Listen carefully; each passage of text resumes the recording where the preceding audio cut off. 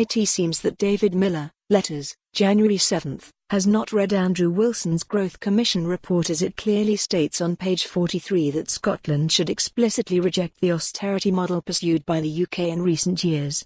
Scotland needs to focus on both the real economy and putting finances on a sustainable footing, as dual fiscal goals.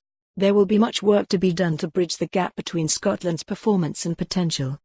The two-year-old growth report also ignored oil and gas revenues in its calculations, and since then the estimated GERS notional deficit has been reduced. In 2018 the amount of oil and gas extracted in Scotland's waters was 85% of the Norwegian level, but the UK government only attributed £1.2 billion in taxes to Scotland, whereas Norway raised almost £11 billion that year. UK economic policies currently benefit England, not Scotland, as illustrated by Boris Johnson's decision to delay his budget until March 11, which leaves the Scottish Government little or no time to formulate its 2020 budget, as the majority of taxes still remain under Westminster control.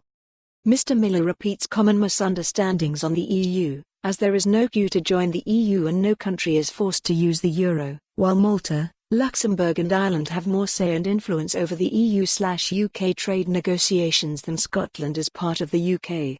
By voting no in 2014, Scotland is losing out on huge inward investment opportunities and on thousands of jobs that are leaving the UK as a result of Brexit. Mary Thomas, Edinburgh EH11.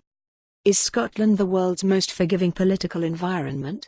I only ask, having noticed Richard Leonard still leads Scottish Labour, and Jackson Carlaw has put his name forward to officially lead the Scottish Conservative Party, after the disasters for their respective parties, of the EU and general elections. With both these people in charge, Carlaw hires PR firm in race to become leader of Scottish Tories, The Herald, January 17. Either politics for these parties is not a results-led activity, or in the words of Maggie Thatcher, there is no alternative. Whatever it is not good for Scottish democracy for the supposed opposition to be so deferential to London and poorly led by people obviously not up to the job. G.R. Weir, Ochiltree. Douglas Cow and Alex Gallagher have responded, January 3, to my letter of January 1 on the topic of Britishness. Both have demonstrated allegiance to the popular myth that Scottish independence is an idea dreamt up by the SNP at the instigation of Alex Salmond and Nicola Sturgeon in particular. At the risk of being boringly repetitive, I would repeat my assertion, previously stressed in these pages, that independence is a choice available to the Scottish nation and would not lead to a one-party state. The Scottish people would be perfectly free to. For more on this story, visit the news article link.